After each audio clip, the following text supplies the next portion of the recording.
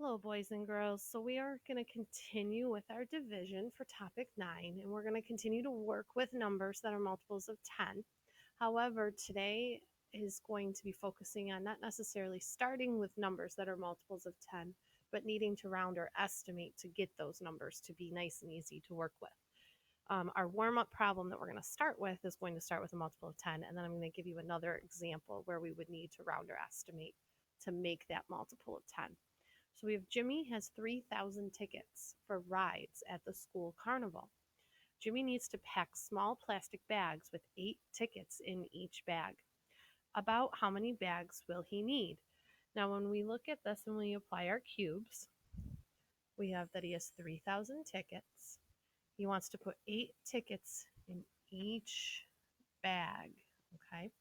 They want to know about, so not exactly, but about how many bags will he need?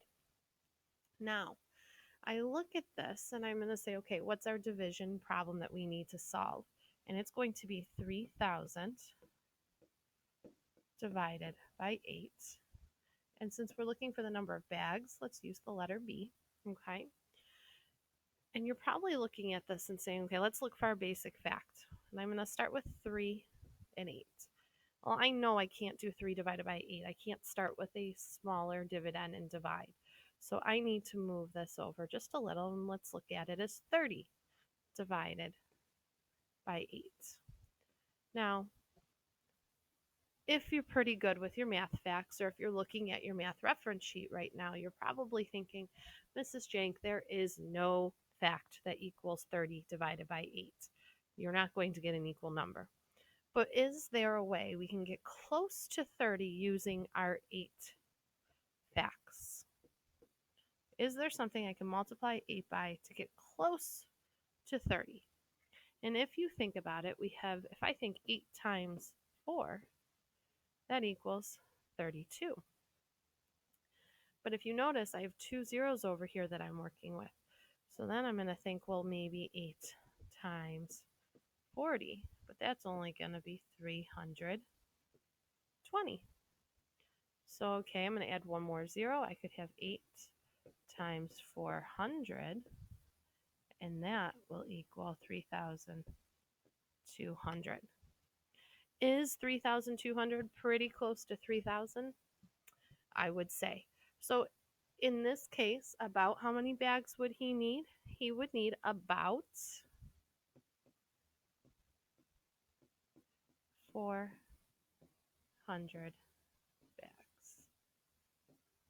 Okay. It's not going to be exact. It's probably going to end up being a little bit less than that because 32,000 is more than 30,000. But this gives us a good idea of if we were to actually solve this problem of what our answer should be near. And that's the whole point of estimating. So let's take a look at a number where if we start without a multiple of 10.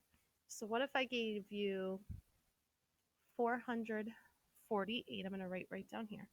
What if I gave you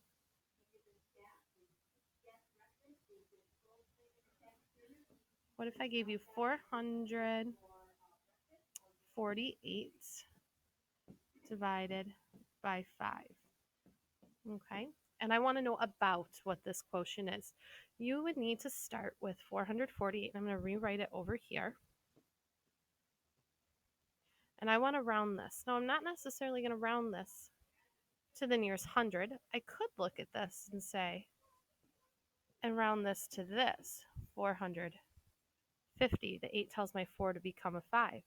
My new problem is now 450 divided by 5.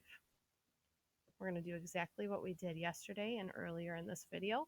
We're going to do 45 divided by 5, which is 9. Or you could have thought 9 times 5 equals 45. But then I need to bring that 0 over to make it 90.